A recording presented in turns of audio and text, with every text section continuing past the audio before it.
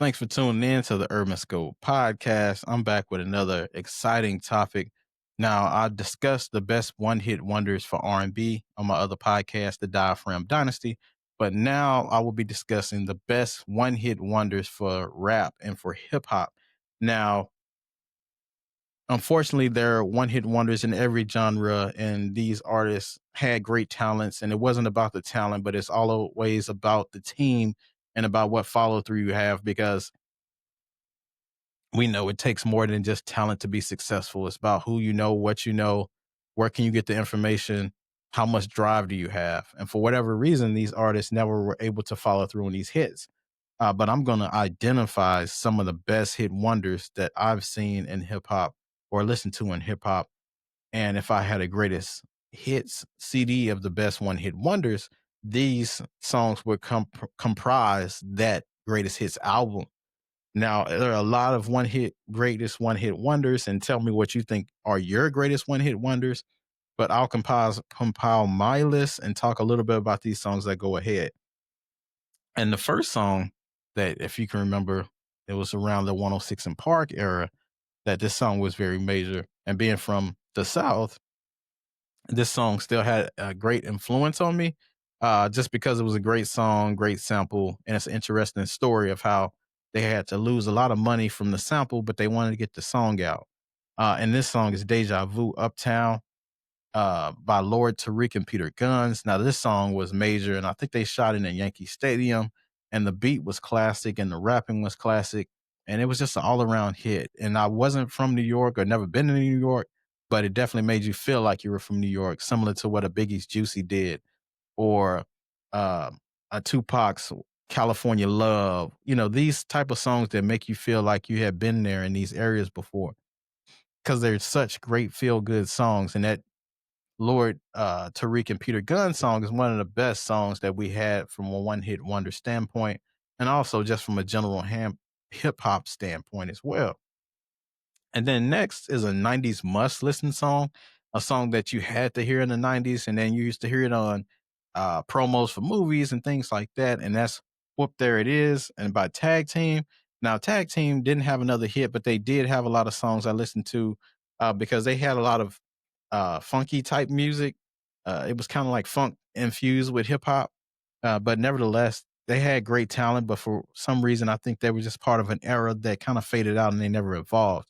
So it was kind of a short stint, but nevertheless, they gave us a great hit and great moment in hip hop. So Tag Team is definitely a great presented us a great hit and great song that was made probably for clubbing back in that early 90s period. This next song was a theme song, and when I was in middle school. Now, being a fan of the Madden video game, and I'll talk about that in another segment, but this song was a major hit, I believe, on Madden '03 or Madden '04. Now, this song is Bone Crusher, Never Scared. Never Scared. Now, this song had T.I. on it, and I believe somebody else on it. I can't remember who the other person was, but nevertheless, this was a great song, a great pump song, especially like for sporting events and things like that. And they still play this song on, I think, college football. I want to say they added it to at least the band version. But this song is definitely one of those hype type songs. This guy had a lot of energy, had the big afro. He had the look of the early 2000s and what it meant. And then being from Atlanta, they was making all this crunk and high energy music. But Bone Crusher definitely defined a lifetime in that period. And you couldn't tell the story of hip hop without him in that '03, '02, '04 time period. He definitely had one of the biggest songs, but unfortunately, he never had a really another follow through. He had a song called "Gripping the Grain" that was big, but I don't think it charted as high or nowhere close to "Never Scared." Next is one of those '90s songs as well. Is Daisy Dukes by Deuce. Now, this song is one of those gentleman club songs that they played. I think they played on Players Club and House Party 3 and all of those classic '90s movies. But these were songs for the clubs and for gentlemen's clubs specifically. But it's definitely one of those major songs, and it was a house, what they call it, house music, so to speak. It's in that same realm. Next, Afro Puffs, which is a West Coast beat, influenced by one of the better hip hop vocalists from a female. and that's Lady Rage.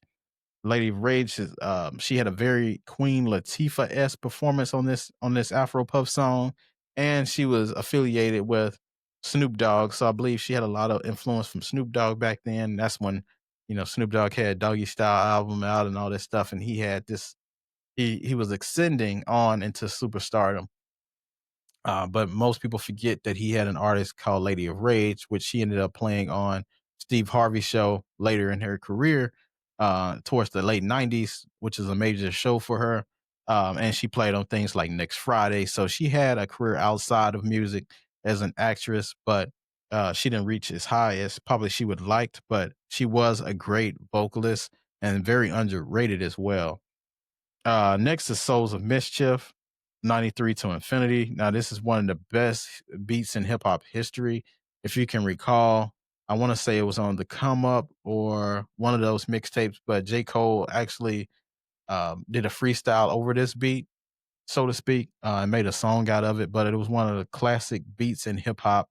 But Souls of Mischief doesn't get talked about enough because they really didn't have a follow through. But that 93 to Infinity is one of the songs that you have to tell the story of. You can't tell the story of hip hop without. It's one of those traditional essence hip hop songs that you have to know.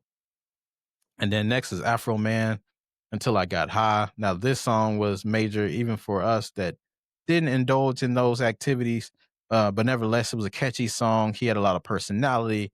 He had a lot of great feel to the song. He had this big major afro, and then he was called Afro Man. So it was a great gimmick that they had. And he was very gimmicky, but the song was a very good song, not just for hip hop, but a pop as well. It was probably more pop than hip hop than anything because other races, ethnicities, and genres were, uh, collaborating or, you know, felt like they are a part of this song as well. So it was definitely different.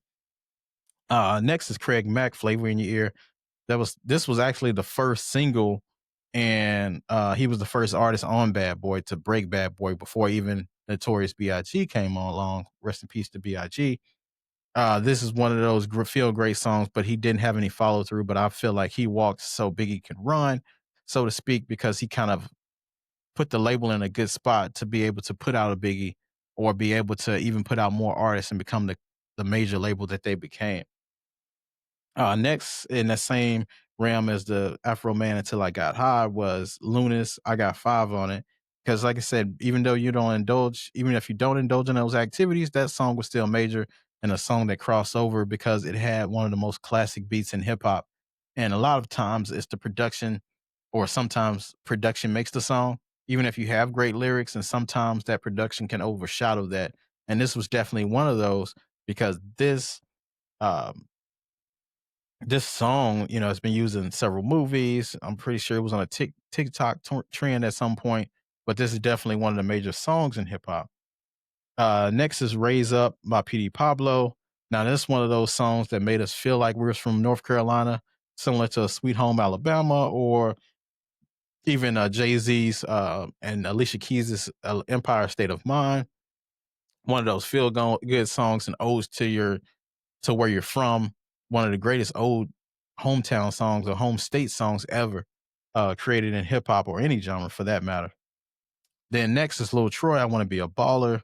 Definitely an ode to an aspiring athlete. And then lastly, a Freak Joan classic, which is Kaya, My Neck, My Back. I heard this song when I was out a couple of weeks ago as well, and it still does what it did back then. The women love the song, men vibe to the song.